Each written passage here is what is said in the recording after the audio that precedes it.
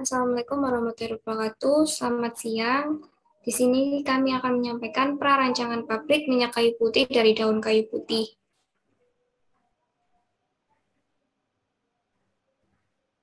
Saya Egi Dewantari dan rekan saya Yanima Wiatmoko dengan dosen pembimbing Pak Ani Rahmat STMT dan Pak Fandi Anggap Prasetya SSI MSI sebagai dosen penguji dan Bu Yuni Kurniati STMT sebagai dosen penguji. Bab 1 yaitu pendahuluan dengan poin-poin latar belakang, tujuan, dan ruang lingkup. Indonesia merupakan negara berkembang yang salah satu cirinya adalah negara dengan kekayaan alam yang melimpah, dan saat ini telah menjadi salah satu pemasok minyak atsiri di dunia. Terdapat sekitar 40 jenis minyak atsiri yang diproduksi di Indonesia, dan 12 diantaranya telah dikembangkan dalam skala industri dan juga diantaranya minyak kayu putih. Berikut ini merupakan gambar forecasting permintaan minyak atsiri di dunia. Dapat dilihat bahwa semakin pada tahun 2018 hingga 2022 terus meningkat. Berdasarkan data tersebut dapat diartikan adanya potensi ekspor dari Indonesia mengingat saat ini Indonesia merupakan pemain besar di sektor minyak atsiri. Berikut ini merupakan peta perancangan wilayah jangka panjang Kabupaten Mojokerto. Dari gambar berikut ini dapat dilihat bahwa kawasan hutan produksi ditandai dengan warna hijau muda terdapat cukup luas, sehingga kondisi geografis, iklim, ketersediaan lahan perkebunan wilayah menjadi alasan kuat untuk perkembangan sektor minyak kayu putih ini.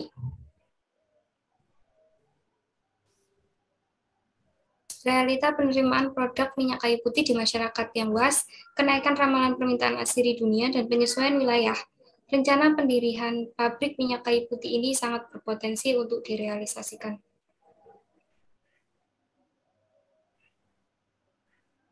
Berikut ini merupakan tujuan pelaksanaan proyek. Yang pertama yaitu menilai kelayakan pabrik, kedua mengupayakan pemanfaatan lahan, ketiga mengetahui dan memahami gambaran proses beserta alat-alatnya, yang keempat menghitung dimensi dan menetapkan spesifikasi peralatan, yang kelima mengetahui jenis dan jumlah bahan baku, yang dan terakhir yaitu mengetahui kebutuhan utilitas.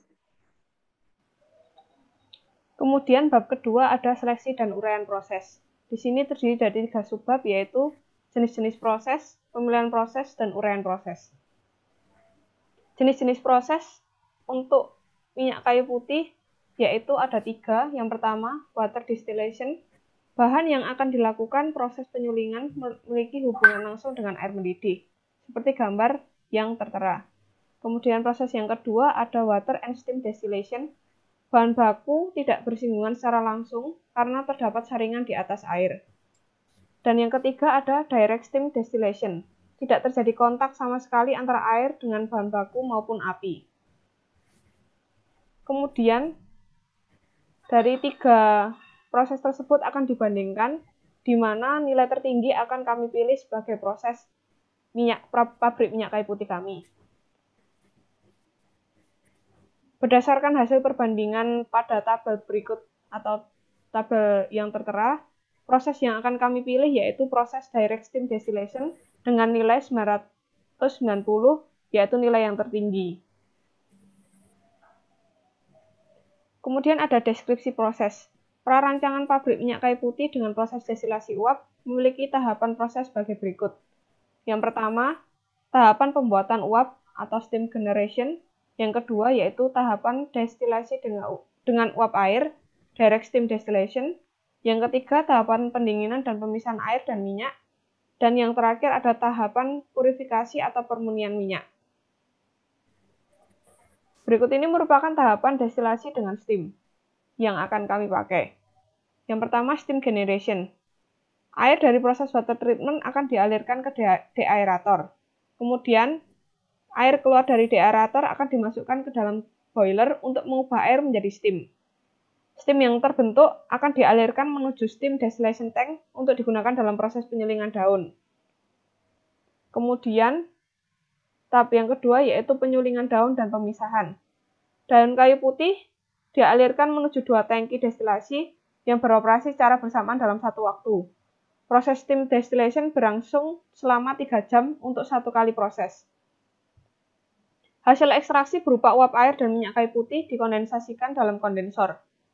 Kemudian akan dipisahkan dengan dekanter antara air dengan minyak kayu putih. Produk dari dekanter akan dialirkan pada tangki penyimpanan crude oil. Kemudian di dalam crude oil tangki ditambahkan MgSO4 untuk mengikat H2O. Tahap yang terakhir yaitu tahap permunian minyak. Minyak kayu putih dari tangki penyimpanan dipanaskan menggunakan heater sebelum dimasukkan ke dalam kolom fraksinasi. Produk atas kolom yang terdiri dari komponen utama 1,8 sineol dialirkan menuju kondensor untuk selanjutnya ditampung pada pure essential oil storage. Kemudian yang terakhir, produk bagian bawah kolom fraksinasi akan dialirkan menuju heat exchanger untuk dipanaskan, kemudian dialirkan menuju stripper untuk dipisahkan antara MgSO4 dan H2O. Berikut ini merupakan proses flow diagram dari pabrik minyak kayu putih. Ini merupakan alat boiler dan ini deaerator. Air dari deaerator akan dialirkan menuju boiler untuk dipanaskan dan menjadi uap untuk proses steam distillation di sini. Kemudian, uap yang dihasilkan beserta minyaknya akan dimasukkan ke dalam kondensor. Setelah itu, dimasukkan ke dalam dekanter, mengalir dalam dekanter untuk dipisahkan antara air dan crude essential oil-nya. Crude essential oil akan masuk ke dalam tangki F113 dan air akan menuju water storage. Setelah di tangki sini ditambahkan MgSO4 untuk dipisahkan airnya. Setelah itu dipompa ke dalam heater, kemudian di heater dipanaskan terlebih dahulu sebelum masuk ke kolom fraksinasi. Hasil kolom fraksinasi di atas yaitu pure essential oil dimasukkan ke dalam kondensor, lalu dimasukkan ke dalam pure essential oil storage, dan di bottomnya akan menghasilkan MgSO4 7H2O dan akan dipanaskan di heat exchanger, kemudian dimasukkan ke dalam stripper untuk dipisahkan antara MgSO4 dan H2O. Kemudian ada dasar perancangan. Terdapat beberapa poin yaitu kapasitas pabrik, bahan baku dan produk, dan lokasi pabrik. Bahan baku minyak kayu putih. Sifat fisik kimia kayu putih Malayalendra dapat dilihat pada daftar tabel berikut. Berikut ini merupakan komponen utama pada minyak kayu putih. Dengan komponen utama pada minyak kayu putih 1,8 sineol, titik di 176,4 derajat Celcius dengan persentase 40-60% dengan standar nasional SNI seperti berikut ini.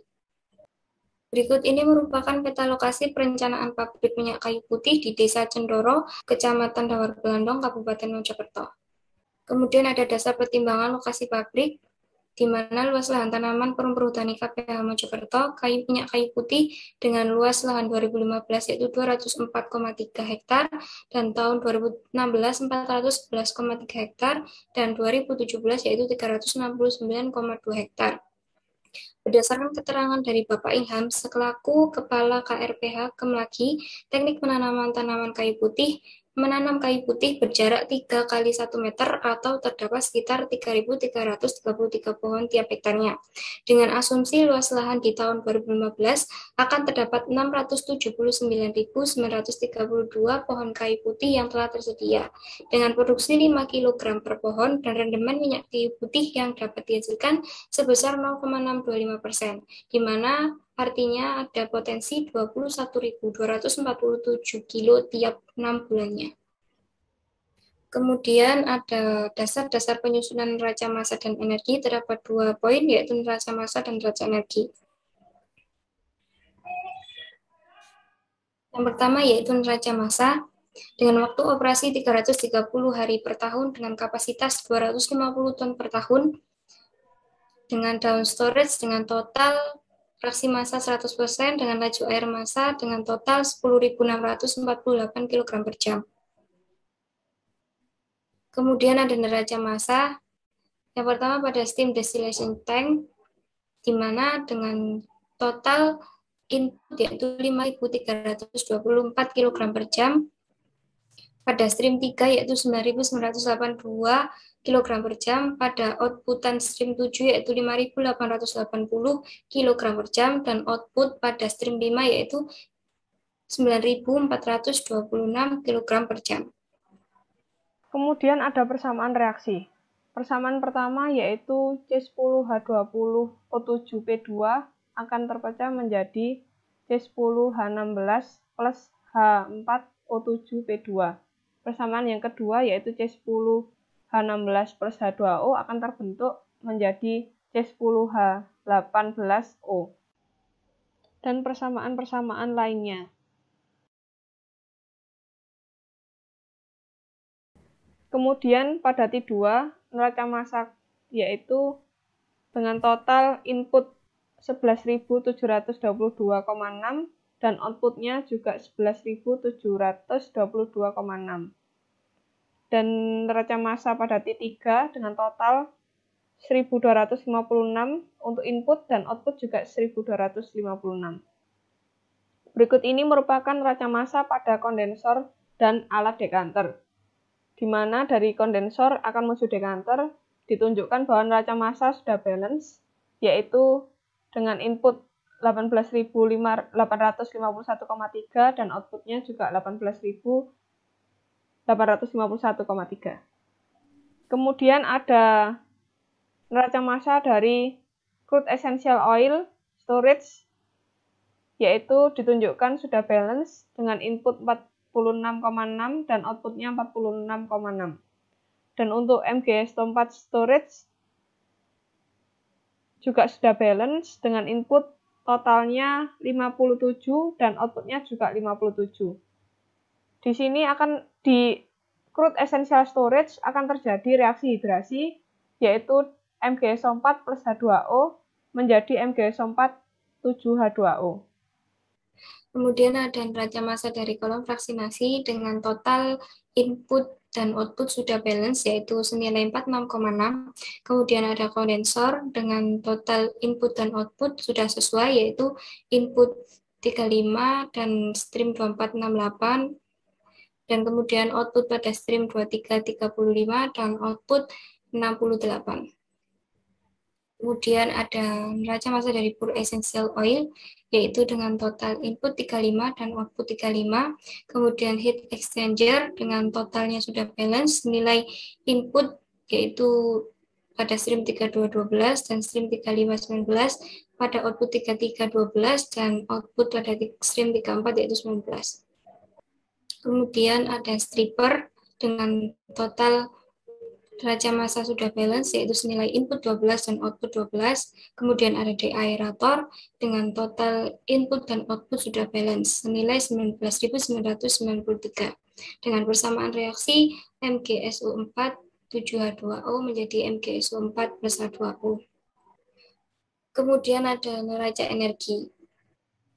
Dengan waktu operasi yaitu 330 hari per tahun, dengan kapasitas 250 ton per tahun, dengan waktu operasi 330 hari dengan basis waktu 1 jam dengan satuan panas kilojoule per jam dan suhu referensi yaitu 25 derajat Celcius.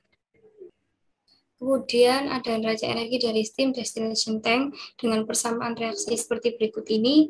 Dihasilkan input dan output sudah balance senilai 614.348.767. Kemudian ada neraca energi dari kondensor dengan nilai input dan output yang sudah balance senilai 6.724.867. Kemudian ada crude essential oil dengan input dan output yang sudah balance dengan total 3.359,442. Kemudian ada neraca energi dari heater yaitu dengan total input dan output 10.970,328. Kemudian ada kolom fraksinasi di mana neraca energinya sudah balance, di mana input dan output sama dengan 9.873,295. Kemudian ada neraca energi dari kondensor dengan nilai input dan output sudah balance yaitu 9.086,442. Kemudian ada heat exchanger dengan neraca energi yang sudah balance, input sama dengan output yaitu 1 1182,647. Kemudian ada stripper dengan neraca energi yang sudah balance, input sama dengan output, yaitu 4.484,436. Kemudian ada boiler, yaitu dengan neraca energi yang sudah balance dengan input dan output, yaitu 172.984.495,236. Kemudian, bab kelima ada spesifikasi peralatan. Yang pertama yaitu ada unit reaktor. Berikut ini merupakan lembar spesifikasi alat sistem distillation tank dengan kode alat D110A dan B. Dengan OD yaitu 108 in, kemudian tinggi tangkinya yaitu 214,5 in, dan tebal silindernya yaitu 5/16 in. Kemudian ada unit pemisahan dan pencampuran. Berikut ini merupakan lembar spesifikasi decanter dengan memiliki diameter 0,5 meter, kemudian diameter pipanya 0,2 meter, dan tinggi tangkinya yaitu 1,0551 meter. Kemudian ada unit penukar panas. Berikut ini merupakan lembar spesifikasi alat kondensor dengan tipe cell and tube heat exchanger. Memiliki panjang 12 feet, kemudian inside diameternya untuk tube yaitu 1,15 in, kemudian dimensi selnya untuk inside diameternya yaitu 17,25 in. Dengan evaluasi, RD dihitung lebih besar daripada RD ketentuan, kemudian untuk tekanan pada tube lebih kecil dari standar, dan tekanan pada sel juga lebih kecil daripada standar. Kemudian unit penukar panas yang kedua ada heater dengan tipe double pipe heat exchanger dengan kode alat E211, memiliki panjang pipa 16 feet, kemudian anulusnya memiliki inside diameter 2,067 in, dan dimensi tube-nya memiliki inside diameter 1,57 in. Dengan RD dihitung lebih besar daripada RD ketentuan, kemudian untuk tekanan anulusnya lebih kecil daripada ketentuan, dan tube-nya juga lebih kecil daripada ketentuan. Kemudian ada unit pengalihan dan penyimpanan. Berikut ini merupakan lembar spesifikasi alat Pure Essential Oil Storage dengan kode alat F221. Temperatur desainnya yaitu 30 derajat Celcius. Kemudian memiliki diameter 12 in, tebal silindernya 3/16 in. Kemudian menggunakan tutup bawah dengan derajat yaitu 60 derajat, kemudian tinggi tangkinya yaitu 35,49 in, dengan tebal tangkinya yaitu 21 in, dan tebal tutup atas dan bawah yaitu 3/16 in. Untuk unit pengalian dan penyimpanan selanjutnya yaitu ada lembar spesifikasi alat water storage dengan kode F315 dengan temperatur yaitu 30 derajat Celcius. Kemudian memiliki tebal tangki 3/8 in dan tinggi tangkinya 13,15 in, kemudian diameternya 108 in. Berikut ini merupakan unit pipa yang kami gunakan pada pabrik minyak kayu putih kami, yaitu seperti yang tertera di tabel. Berikut ini merupakan unit pompa yang kami gunakan pada pabrik kami, yaitu berjumlah 6. Kemudian yaitu tata letak pabrik, terdapat beberapa poin, yaitu yang pertama dasar perencanaan tata letak, yang kedua faktor penentu lokasi, kemudian kondisi wilayah, kemudian layout perencanaan proses, dan yang terakhir yaitu luasan pabrik. Dasar perencanaan tata letak pabrik dengan tujuan dari perencanaan tata letak pabrik yaitu untuk memudahkan proses manufaktur, meminimumkan pemindahan barang, memelihara keluasan susunan dan operasi, memelihara perputaran barang, menghemat pemakaian ruang bangunan, meningkatkan keefektifan pemakaian tenaga kerja, memberikan kemudahan, keselamatan, dan kenyamanan pada karyawan. Terdapat faktor-faktor penentu lokasi. Yang pertama, penyediaan bahan baku, kedua utilitas, tiga transportasi, empat tenaga kerja, kelima pemasaran, keenam keadaan iklim tanah, dan yang terakhir perizinan. Kondisi wilayah.